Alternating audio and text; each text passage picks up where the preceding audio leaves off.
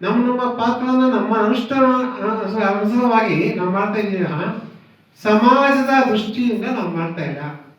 ಆಮೇಲೆ ಅದರಲ್ಲಿ ಆನಂದವನ್ನು ನಾವು ಪಡ್ತಾ ಇಲ್ಲ, ಅದರಲ್ಲಿ ಶಾಂತಿಯನ್ನು ಸಹಿತ ನಾವು ತಗೋತಾ ಇಲ್ಲ.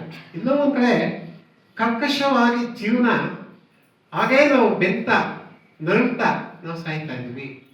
ಇದಕ್ಕೆಲ್ಲ ಕಾರಣ ಏನು ಹೇಳಿದ್ರೆ ನಮ್ಮ ಅಜ್ಞಾನದ ಮೂಲ.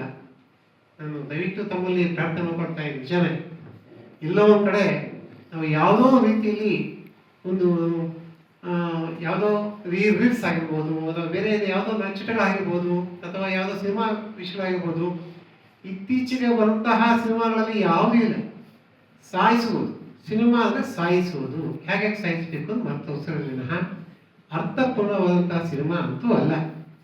ಅದಕ್ಕೆ ನೀವು ಕೋಟ್ಯಾಂತರ ರೂಪಾಯಿ ದುಡ್ಡನ್ನು ನೀವು ಸೋಸಿ ಅವನು ಬೆಳೆಸ್ತಾ ಇದ್ರೆ ವಿನಃ ನಿಮ್ಮ ಜ್ಞಾನವನ್ನು ನೀವು ಪತನಕ್ಕೆ ತರ್ತಾ ಇದ್ದೀರಾ. ನಾವು ತರ್ತಾ ಇದ್ವಿ, ನಮ್ಮ ಮಕ್ಕಳನ್ನ ತರ್ತಾ ಇದ್ವಿ, ಸಮಾಜ ತರ್ತಾ ಇದ್ವಿ. ಅದರಿಂದ ದಯವಿಟ್ಟು ಆಚಾರದ ಬಗ್ಗೆ ತಿಳ್ಕೊಳ್ಳಿ. ನಾವು ಅನಾಚಾರವನ್ನೇ ಇಟ್ಕೊಂಡ್ರೆ ಆಗಲ್ಲ.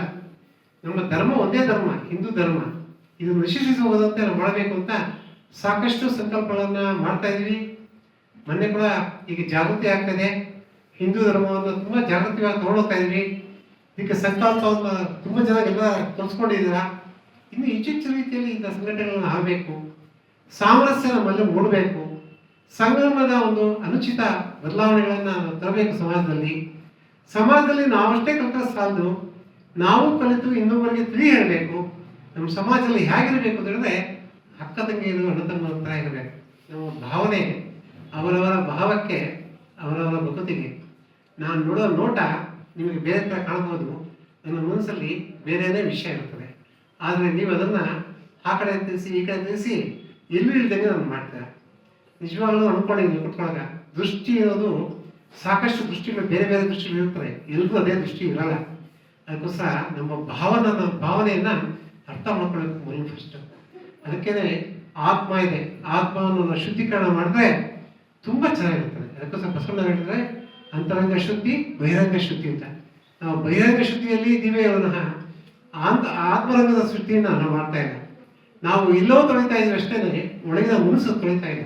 ಈ ಆತ್ಮವನ್ನು ತೊಳೆದ್ರೆ ಆ ಬೆಳಕು ತಾನಾಗೇ ಬೆಳೆಯುತ್ತೆ. ಇದಕ್ಕೆ ಸಾಂಗತ್ಯವನ್ನು ಕೊಡೋದಕ್ಕೆ ಪ್ರಜಾಪಿತ ಬ್ರಹ್ಮಕುಮಾರಿ ಸಮಾಜವರು ಹಗಲಿರಲು ಅವರು ಕಷ್ಟಪಡ್ತಾ ಇದ್ದಾರೆ. ನಾವೆಲ್ಲ ಅವರ ಜೊತೆ ಸೇರೋಣ, ಭಾಗಿಯಾಗೋಣ, ಕೆಲವು ವಿಷಯಗಳೆಲ್ಲ ನಾವು ಅರಿಯೋಣ ಅಂತ ಹೇಳ್ತಾ ನನ್ನ ಮಾತನ್ನು ಮುಗಿಸ್ತಾ ಇದ್ದೀನಿ.